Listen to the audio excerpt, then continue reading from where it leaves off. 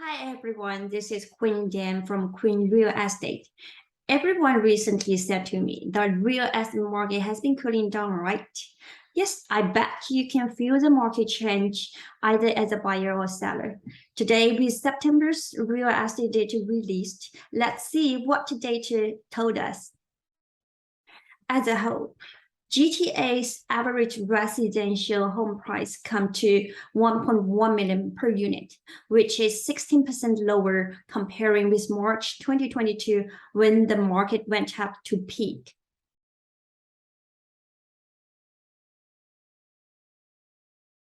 Among GTA, I am focusing on York region, where I am located in Newmarket. Please note the following numbers are all from York region. When I was reading 172 pages of statistic report from the trap, I found out the prices of different home types are not falling at the same speed in recent 6 months. And some home types are much more resilient than others. At the same time, the prices of different home types are not rising at the same speed.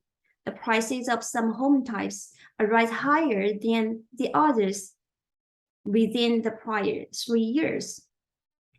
Who don't want to own a house not only as a cozy home, but also enjoy the stronger value increase in tailwind market and be more resilient in headwind market.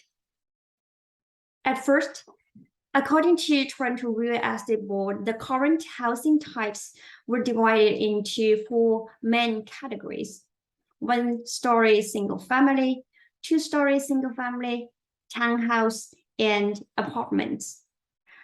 The average prices of home types in the York region in September are 1-story single family 1.18 million per unit. The 2-story single family 1.54 million per unit, and townhouse 895,000 per unit, apartments 702,000 per unit. Now, we want to know how much is the price down respectively for the 4 home types in the recent 6 months. So we know what is the price falling from the peaking time in March 2022. Here is the numbers. 1-story single family minus 20%, townhouse minus 17%, 2 stories minus 16.3%, and apartments minus 11%. And it's easy to get. Apartments are the most resilient. The price of apartments only decreased by 11%, which is the least. The single-story single family is the second resilient home type, decreased by only 16.3%. And the third resilient is a townhouse, decreased by 17%. Then we came to the 1-story single family, who is the least resilient. As we can see, the price drop is the highest, as 20% down among the 4 types. The 1-story home price in East Granbury and Georgina fell to 27% to 28% range, kind of extreme. While when I mentioned the 2 cities, do you just get the conclusion? We should avoid those 2 cities. Hold on. In the following part, I will also mention East Granbury's 2-story price rising highest among all York region's 9 cities and towns in the last 3 years. Now, let's look at price increases in the last 3 years. 2-story single family is definitely a winner. The price in the last 3 years increased to 47.9%. You know what?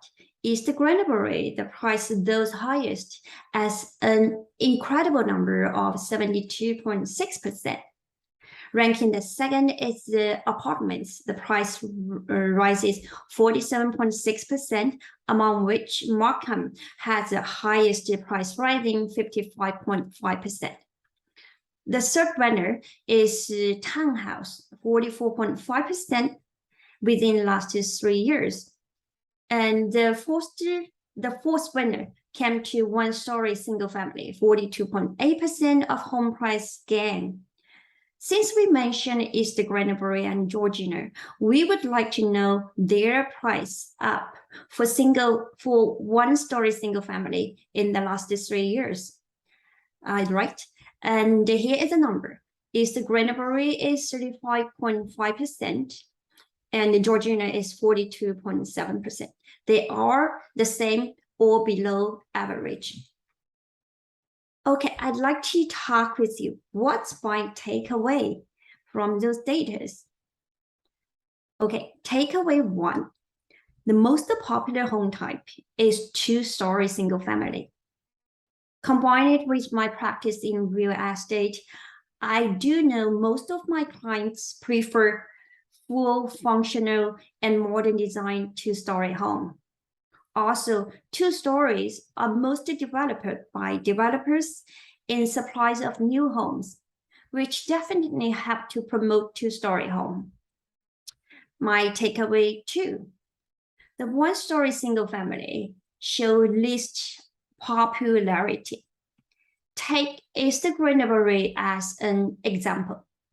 The 2-story single family can go high as 72% within 3 years, while the 1-story can only rise 35%. When headwind came and the 1-story fell most in price.